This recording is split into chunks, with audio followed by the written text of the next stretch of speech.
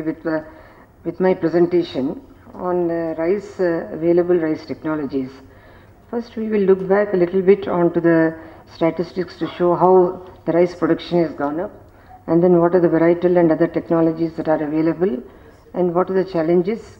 And then there are a few slides, I think, where I have has coined that rice means life, and then it is really so, because 3/4 of the population is dependent on rice, and millions of farmers and the farmer households are also dependent on rice for their livelihood and also for the nutritional and food security.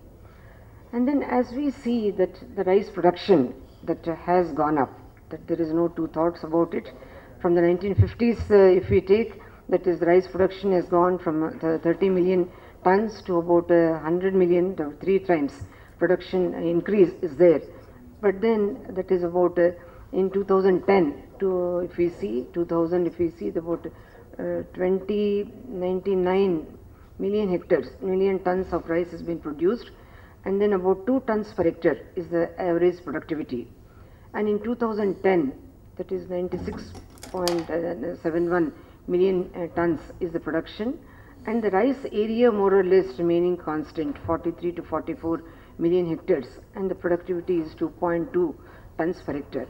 It is very important that we should have achieved that by 2010, that is 100 million tons, but about 2011 we touched, and then but the productivity is not 2.7 tons per hectare as we have expected. But with the rise in the population by 2025 to 30, and what we expect is that the rice production should be about 135 to 140 million tons, and then the productivity should go up by one ton, that is 3.2 tons per hectare. And in other words, it means that India needs to produce 2 million tons of additional rice every year for the next 20 years. And China 6.23 productivity, Indonesia 4.43, Japan 6.7, Korea, Republic of Korea. But then if you see the area is so less, that is Japan 1.77 million hectares and Korea 1.07 million hectares. And then Egypt, USA, Australia is only 14 lakh hectares, and the productivity is as high as 9.66. And the reason for this is mainly that in our country, the rice is grown in many ecosystems. And then India, especially 43.8%, now it has increased, and then which you will be knowing the latest, 43.8% of the area is irrigated, and 30% is rain-fed, and then 11.4% is flood prone, and then 14.6% is upland. Whereas if we compare with the other countries, like even in China, 92.7% of the area is irrigated, and very less in others. And then when we come to Japan, 99% is under irrigation, Korea 99%, and those countries which have achieved more than 7 to 9 tons per hectare productivity, like Egypt, Australia and USA, practically everything is irrigated. In Australia and USA, the complete rice farming is highly mechanized. These are the reasons why. And in addition to that, the farms are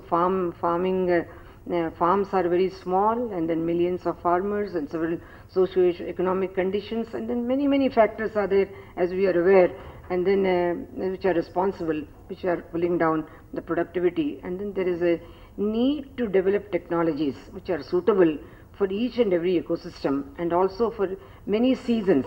That rice is not only grown in one single season, that if you go to Tamil Nadu, there are 5 seasons, Kerala there are 5 seasons, and then in north there is 1 season, but then the eastern India again 2 to 3 seasons, and then overlapping seasons, duration requirements, quality preferences and whatnot. And then with all these things, the breeder has to develop varieties which are specifically suited to the location specific requirements and the durations and the quality preferences, and also the huge factor of the biotic and abiotic stresses. The breeding for resistance to the biotic and abiotic stresses cannot be overemphasized. The ICR system, and then we have 47 funded and 82 voluntary centers, and then we have conducted trials on not only crop improvement, that is the varietal improvement, crop production and crop protection. And then all this effort of the last the 50 years has helped in the identification of several varieties.